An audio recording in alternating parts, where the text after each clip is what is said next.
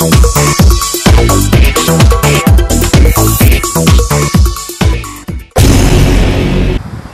MHSAA Division III and Division IV golfers will be taking over Forest Akers Golf Course in East Lansing, the home of Michigan State University.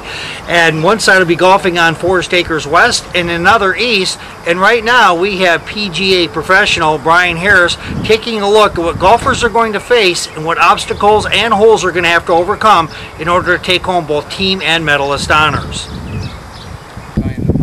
When MHSAA Division IV golfers play at Forest Akers Golf Course at Michigan State on Saturday, they will take on a monster that even Jack Nicklaus couldn't par in his 4 collegiate years at Ohio State. As defending Division IV champs in 2011, they will have their hands full with 14 teams that would also like to take home the state championship. Zach Pruss won the Division IV medalist honors in 2010, and this Everest-bound collegiate player would like to achieve his second medalist honors during his high school career. Tyler Coyne, John Van Noord, Brandon Delecta, and Spencer Hoppert will join Pruss, and this team coached by Randy Doc Johnson is not as experienced as last year's state champs. MSU PGA professional Brian Harris said that the 3 toughest holes to watch are the 3 finishing holes. For the state high school championships, the hole I'm standing on here, 16, behind me, is kind of a straightaway par 4, a tree-lined hole. You have to hit a good tee shot. Hole is going to measure about 410, 415 for the kids playing this weekend. But again, tee shot's important here, and then you hit to a green that's below you, so you have to know the distance that you're hitting it, pick the right club so you can have kind of a good putt at it. You can see there's a little bit of elevation. Most of this green is gonna slope from front to back. So you know, having a shorter club coming in is a benefit, so it'll hit at the green and kind of sit down a little bit for the kids. We do have some open areas where if the green is missed, it does give them a playable chip shot or pitch shot into the hole. But pin location and controlling the distance of the club is really going to determine how close they get, how many birdies, how many pars are made here. But again, it's that second shot, picking the right club and hitting on the right part of the green to give yourself a chance for a birdie or par.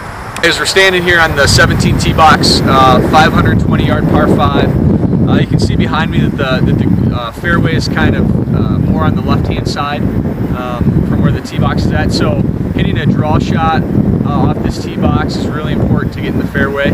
If somebody does kind of hit it right, there's some room up on the right to allow for a playable shot into the green. And actually hitting up the right side of the fairway is probably a benefit here because again, the hole is a dog leg left, and hitting more on the right side does give the golfer a chance to have a nice shot, open shot into the green if they choose to go for it in 2. The green slopes from back to front. So anytime the pin is in the back of this green, it's important to be a little below the hole, just so that the golfer has a better chance, kind of an easier putt that can be a little more aggressive with it. Finishing hole at Forest Akers West is the old 7th hole, and this severe dogleg left is a number 2 handicap hole on the course, and the obstacles golfers face are a combination of eye candy and real drama.